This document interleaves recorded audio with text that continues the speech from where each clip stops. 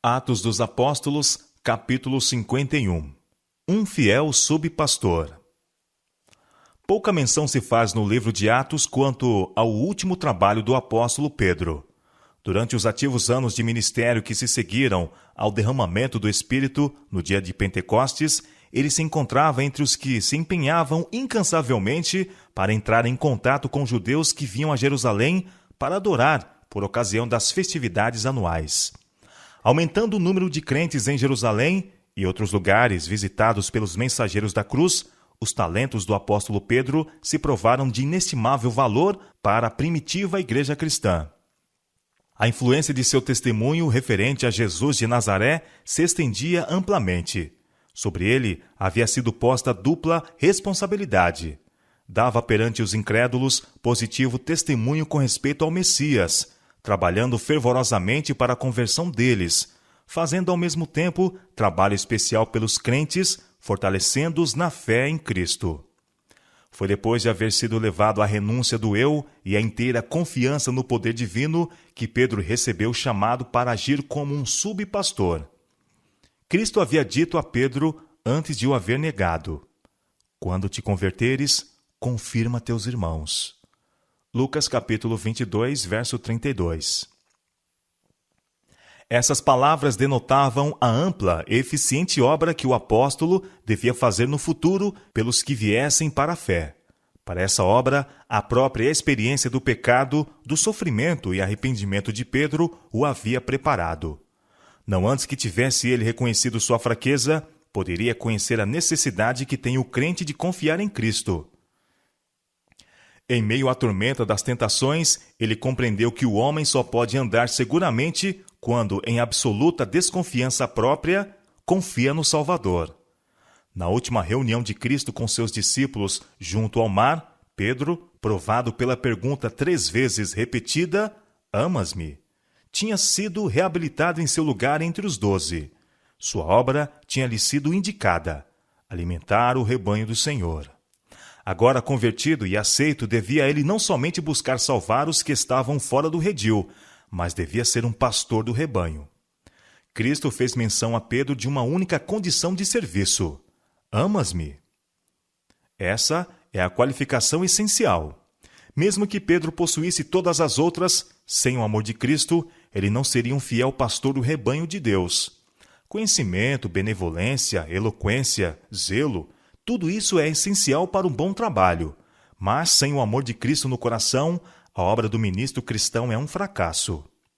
O amor de Cristo não é um sentimento volúvel, mas um princípio vivo, o qual se manifesta como um poder permanente no coração.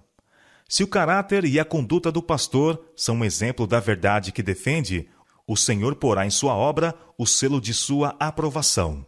O pastor e o rebanho serão unidos pela comum esperança em Cristo. A maneira do Salvador tratar com Pedro tinha uma lição para ele e para seus irmãos. Conquanto tivesse Pedro negado a seu Senhor, o amor de Jesus por ele jamais vacilara. E ao assumir o apóstolo o encargo de ministrar a outros, devia tratar o transgressor com paciência, simpatia e compassivo amor. Lembrando sua própria fraqueza e queda, devia tratar as ovelhas e cordeiros entregues a seu cuidado com a mesma ternura que Cristo tivera com ele. Os seres humanos, dados eles próprios ao mal, são inclinados a tratar duramente com os tentados e os que erram. Eles não podem ler o coração, não conhecem suas lutas e pesares, necessitam aprender a respeito da repreensão que é amor, do golpe que fere para curar, da advertência que fala de esperança. Durante seu ministério, Pedro vigiou fielmente o rebanho que lhe fora confiado, tornando-se assim digno do encargo e responsabilidades que lhe foram outorgados pelo Salvador. Exaltou sempre a Jesus de Nazaré como a esperança de Israel, o Salvador da humanidade. Manteve sua vida sob a disciplina do Mestre por excelência. Buscou por todos os meios ao seu alcance educar os crentes para o serviço ativo. Seu piedoso exemplo e incansável atividade inspiravam muitos jovens promissores a se entregarem inteiramente à obra do ministério. Com o passar do tempo, a influência do apóstolo como educador e líder cresceu, e conquanto jamais perdesse de vista a sua preocupação de trabalhar, especialmente pelos judeus, levou contudo o seu testemunho a muitas terras e fortaleceu a fé de multidões no Evangelho. Nos últimos anos de seu ministério, Pedro foi inspirado a escrever aos crentes dispersos no Ponto, Galácia, Capadócia, Ásia e Bitínia. Suas epístolas foram um meio de reavivar o ânimo e fortalecer a fé daqueles que estavam sofrendo provas e aflições, e de renovar as boas obras dos que, assediados por tentações de toda ordem, estavam em perigo de perder seu apego a Deus. Essas cartas levavam a impressão de terem sido escritas por alguém em quem os sofrimentos de Cristo, bem como sua consolação, tinham sido abundantes. Alguém cujo ser todo tinha sido transformado pela graça e cuja esperança de vida eterna era certa e firme. No início de sua primeira carta, o encanecido servo de Deus rende a seu Senhor tributos de louvor e graças. Bendito seja o Deus e Pai de nosso Senhor Jesus Cristo, exclama, que segundo a sua grande misericórdia, nos gerou de novo para uma viva esperança, pela ressurreição de Jesus Cristo dentre os mortos, para uma herança incorruptível, incontaminável, e que se não pode murchar, guardada nos céus para vós, que mediante a fé estáis guardados na virtude de Deus para a salvação, já prestes para se revelar no último tempo. 1 Pedro capítulo 1, versos 3 a 5. Nesta esperança de uma herança segura na terra renovada, rejubilavam-se os primeiros cristãos, mesmo em tempos de severa prova e aflição. Em que vós grandemente vos alegrais, escreveu Pedro, ainda que agora importa, sendo necessário que estejais por um pouco contristados com várias tentações, para que a prova da vossa fé, muito mais preciosa do que o ouro que perece e é provado pelo fogo, se ache em louvor e honra e glória na revelação de Jesus Cristo, ao qual, não havendo visto, amais. No qual, não o vendo agora, vos alegrais com gozo inefável e glorioso, alcançando o fim da vossa fé, a salvação das almas. 1 Pedro capítulo 1, versos 6 a 9. As palavras do apóstolo foram escritas com o objetivo de instruir os crentes de todas as épocas e têm significado especial para os que vivem no tempo em que já está próximo o fim de todas as coisas. Sua exortação e advertência, bem como suas palavras de fé e de ânimo, são de necessidade para todos os que desejam conservar sua fé firmemente até o fim. O apóstolo procurou ensinar aos crentes quão importante é guardar a mente de vagar por temas proibidos ou de gastar sua energia em assuntos triviais. Os que não querem cair presa dos enganos de Satanás devem guardar bem as vias de acesso à mente. Devem se esquivar de ler, ver ou ouvir tudo quanto sugira pensamentos impuros. Não devem permitir que a mente se demore ao acaso em cada assunto que o inimigo possa sugerir.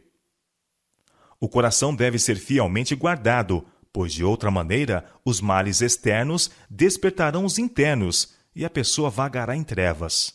Portanto, cingindo os lombos do vosso entendimento, escreveu Pedro, sede sóbrios e esperai inteiramente na graça que se vos ofereceu na revelação de Jesus Cristo, não vos conformando com as concupiscências que antes havia em vossa ignorância, mas, como é santo aquele que vos chamou, sede vós também santos em toda a vossa maneira de viver, porquanto está escrito, sede santos, porque eu sou santo. 1 Pedro capítulo 1, versos 13 a 16. Andai em temor durante o tempo da vossa peregrinação, sabendo que não foi com coisas corruptíveis, como prata ou ouro, que fostes resgatados da vossa vã maneira de viver, que por tradição recebestes dos vossos pais, mas com precioso sangue de Cristo, como de um cordeiro imaculado e incontaminado, o qual, na verdade, em outro tempo foi conhecido, ainda antes da fundação do mundo, mas manifestado nestes últimos tempos por amor de vós.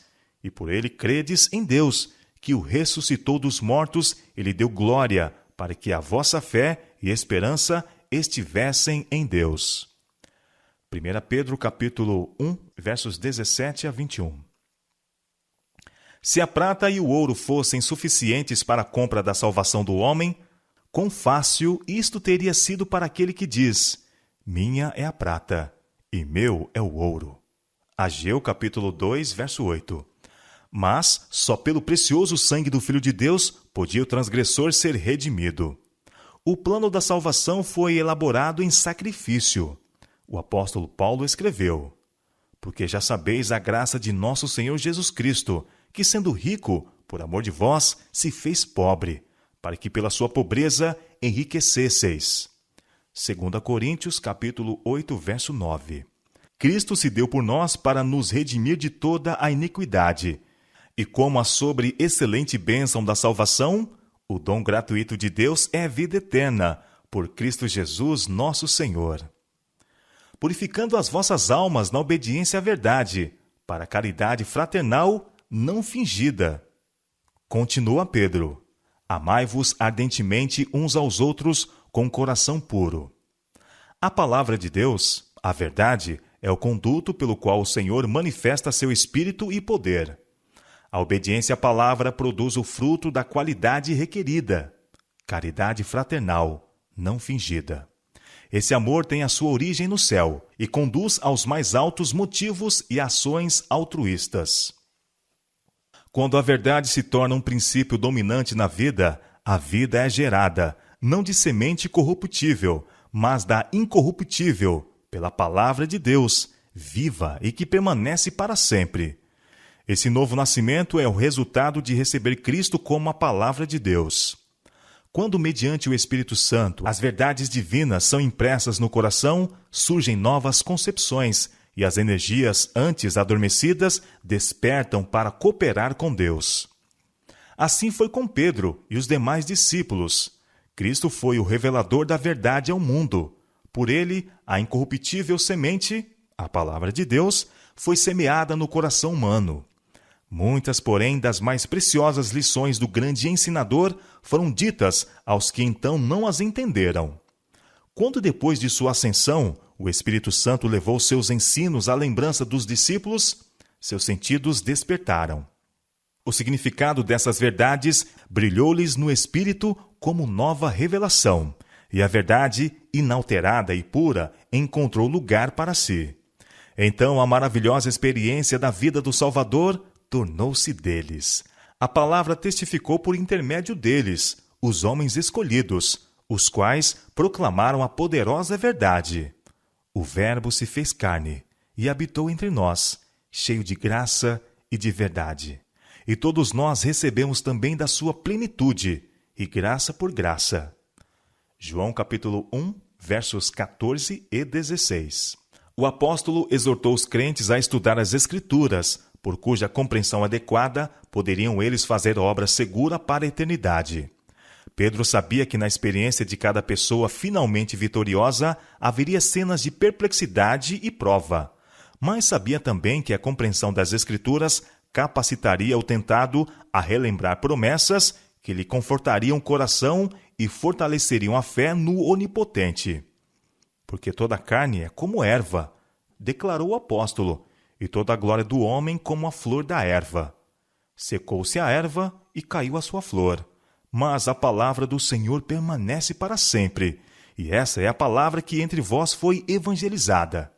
Deixando, pois, toda a malícia e todo o engano e fingimentos e invejas e todas as murmurações, desejai afetuosamente, como meninos novamente nascidos, o leite racional, não falsificado, para que por ele vades crescendo, se é que já provastes que o Senhor é benigno. 1 Pedro capítulo 1, verso 24, a 1 Pedro capítulo 2, verso 3. Muitos dos crentes a quem Pedro dirigiu suas cartas estavam vivendo no meio do paganismo, e muito dependia de permanecerem fiéis à alta vocação de sua profissão de fé. O apóstolo insistia em seus privilégios como seguidores de Cristo Jesus.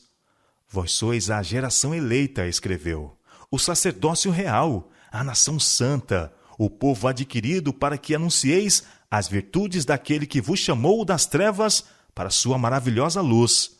Vós, que em outro tempo não erais povo, mas agora sois povo de Deus, que não tinhais alcançado misericórdia, mas agora alcançastes misericórdia.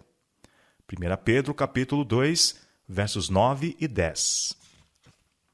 Amados, peço-vos como a peregrinos e forasteiros, que vos abstenhais das concupiscências carnais que combatem contra a alma, tendo o vosso viver honesto entre os gentios, para que naquilo em que falam mal de vós, como de malfeitores, glorifiquem a Deus no dia da visitação. 1 Pedro, capítulo 2, versos 11 e 12. O apóstolo esboça com clareza a atitude que deveriam os crentes sustentar em relação às autoridades civis. Sujeitai-vos, pois, a toda a ordenação humana por amor do Senhor, quer ao rei, como superior, quer aos governadores, como por ele enviados para castigo dos malfeitores, e para louvor dos que fazem o bem. Porque assim é a vontade de Deus, que fazendo o bem, tapeis a boca à ignorância dos homens loucos, como livres, e não tendo a liberdade por cobertura da malícia, como servos de Deus. Honrai a todos, amai a fraternidade, temei a Deus, honrai o rei. Os que eram servos foram aconselhados a permanecer sujeitos, com todo o temor aos senhores, não somente aos bons e humanos, mas também aos maus. Porque, continua o apóstolo, é coisa agradável que alguém, por causa da consciência para com Deus, sofra agravos, padecendo injustamente. Porque que glória será essa, se pecando sois esbofeteados e sofreis? Mas, se fazendo o bem, sois afligidos, e o sofreis, isso é agradável a Deus, porque para isto sois chamados, pois também Cristo padeceu por nós, deixando-nos o exemplo, para que sigais as suas pisadas, o qual não cometeu pecado, nem na sua boca se achou engano. O qual, quando o injuriavam, não injuriava, e quando padecia, não ameaçava, mas entregava-se àquele que julga justamente, levando ele mesmo em seu corpo os nossos pecados sobre o madeiro, para que, mortos para os pecados, pudéssemos viver para a justiça. E pelas suas feridas fostes sarados, porque éreis como ovelhas desgarradas, mas agora tendes voltado ao pastor e bispo das vossas almas. O apóstolo exorta as mulheres cristãs a manter vida pura e ser modestas no traje e no comportamento. O enfeite delas, aconselhou, não seja o exterior, no frisado dos cabelos, no uso de jóias de ouro, na compostura de vestidos, mas o homem encoberto no coração, no incorruptível traje de um espírito manso e quieto, que é precioso diante de Deus.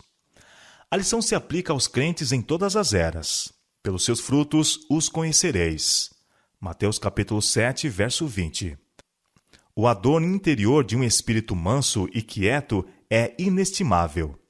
Na vida do verdadeiro cristão, o adorno externo está sempre em harmonia com a paz e a santidade internas. Se alguém quiser vir após mim, disse Jesus, renuncie-se a si mesmo, tome sobre si a cruz e siga-me. Mateus capítulo 16, verso 24. O sacrifício e a negação do eu assinalarão a vida do cristão, e a evidência de que o gosto está mudado será vista no vestuário de todo aquele que anda na vereda aberta para os redimidos do Senhor. É justo amar o belo e desejá-lo, mas Deus deseja que primeiro amemos e busquemos a beleza do alto, que é imperecível. Nenhum adorno externo se compara em valor ou amabilidade com um espírito manso e quieto. O linho fino, branco e puro, que todos os santos da terra usarão. Essa veste os fará belos e amados aqui, e será depois sua senha para a admissão ao palácio do rei. Sua promessa é: comigo andarão de branco, porquanto são dignas disso. Apocalipse capítulo 3, verso 4.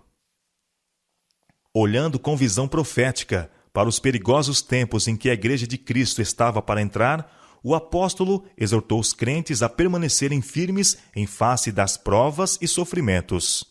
Amados, escreveu ele, não estranheis a ardente prova que vem sobre vós para vos tentar, como se coisa estranha vos acontecesse. As provas são parte da educação recebida na escola de Cristo, para purificar os filhos de Deus da escória do que é terreno. É porque Deus está guiando seus filhos que lhes sobrevêm experiências decisivas. Provas e obstáculos são seus métodos escolhidos de disciplina, e as condições por ele indicadas para o êxito. Aquele que lê os corações humanos conhece-lhes as fraquezas melhor do que eles mesmos as poderiam conhecer. Ele vê que alguns têm qualificações que, se apropriadamente dirigidas, poderiam ser usadas no avanço de sua obra. Em sua providência, ele leva essas pessoas a diferentes posições e variadas circunstâncias, para que possam descobrir os defeitos que estão ocultos ao seu próprio conhecimento. Dá-lhes oportunidades de vencer esses defeitos, habilitando-os para o serviço. Não raro permite que o fogo da aflição os abrase, a fim de serem purificados. O cuidado de Deus por sua herança é incessante. Ele não permite que sobrevenha a seus filhos nenhuma aflição que não seja essencial ao seu bem presente e eterno. Deseja purificar sua igreja da mesma maneira como Cristo purificou o templo durante seu ministério terrestre. Tudo quanto ele faz recair sobre seu povo como provas, vem para que se alcance mais profunda piedade e maior força para levar avante os triunfos da cruz. Houve um tempo na experiência de Pedro em que ele não se dispunha a ver a cruz na obra de Cristo. Quando o Salvador deu a conhecer aos discípulos os sofrimentos e a morte que o esperavam, Pedro exclamou: Senhor, tem compaixão de ti, de modo nenhum te acontecerá isso. Mateus capítulo 16, verso 22. A compaixão própria, que se esquivava de seguir a Cristo no sofrimento, preparou as razões de Pedro. Foi para o discípulo uma amarga lição que ele não aprendeu senão vagarosamente, a de que a senda de Cristo na terra é feita de sofrimento e humilhação. Porém, na fornalha de fogo ardente devia ele aprender essa lição. Agora, quando seu corpo, antes ativo, estava curvado ao peso dos anos e trabalhos, pôde ele escrever: Amados, não estranheis a ardente prova que vem sobre vós para vos tentar, como se coisa estranha vos acontecesse. Mas alegrai-vos no fato de serdes participantes das aflições de Cristo, para que também na revelação da sua glória vos regozijeis e alegreis.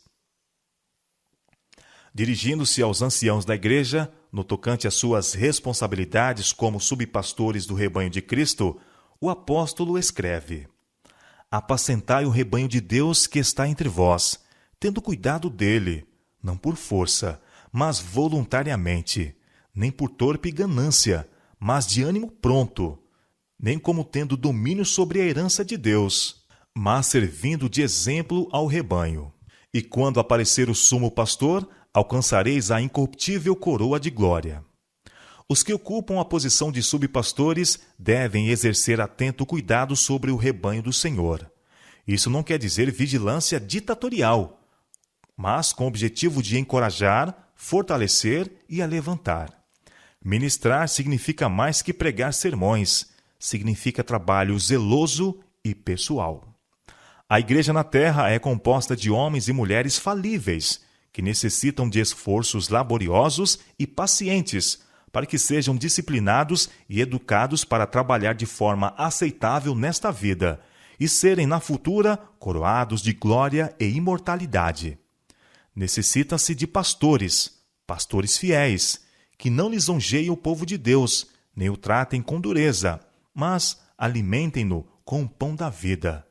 Homens que sintam diariamente na vida o poder convertedor do Espírito Santo e que cultivem amor forte e altruísta por aqueles por quem trabalham.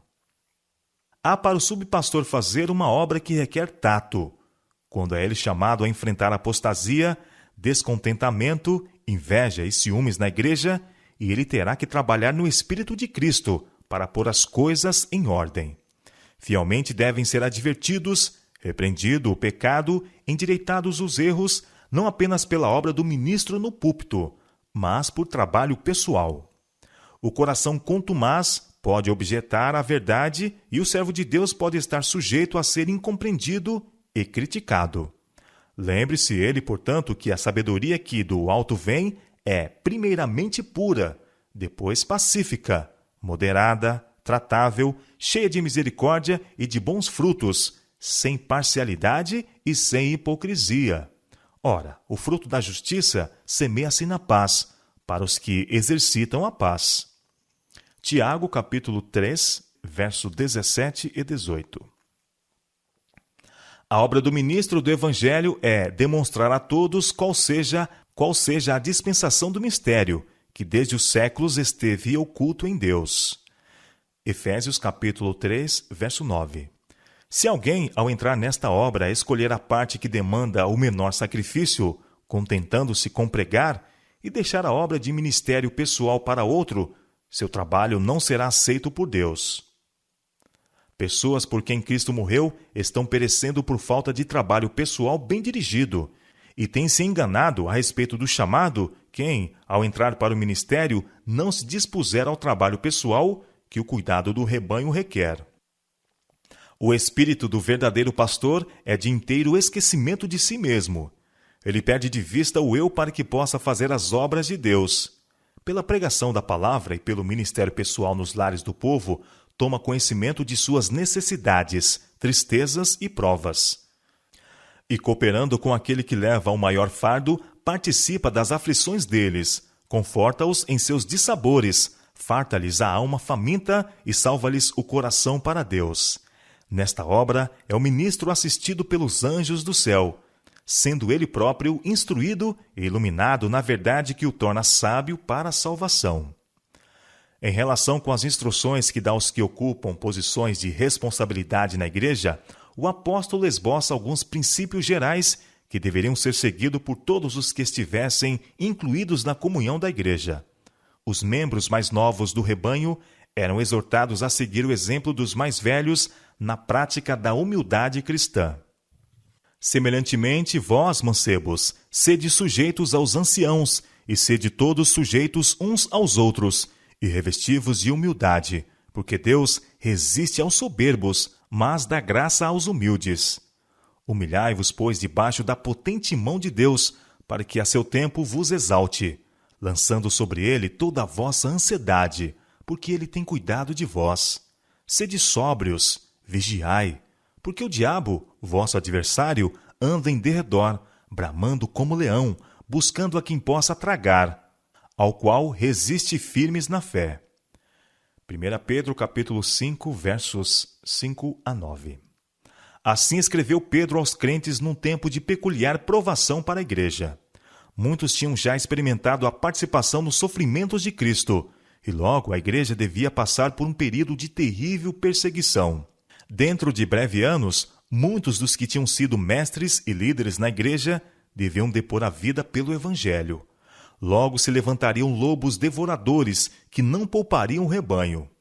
Mas nada disso devia desencorajar aqueles cujas esperanças estavam centralizadas em Cristo. Com palavras de encorajamento e ânimo, Pedro dirigiu o pensamento dos crentes das presentes provas e futuras cenas de sofrimento para uma herança incorruptível, incontaminável, e que se não pode murchar. E o Deus de toda graça, orou ele com fervor, que em Cristo Jesus vos chamou à sua eterna glória, depois de haverdes padecido um pouco, ele mesmo vos aperfeiçoará, confirmará, fortificará e fortalecerá. A ele seja a glória e o poderio para todos sempre. Amém. 1 Pedro capítulo 5, versos 10 e 11.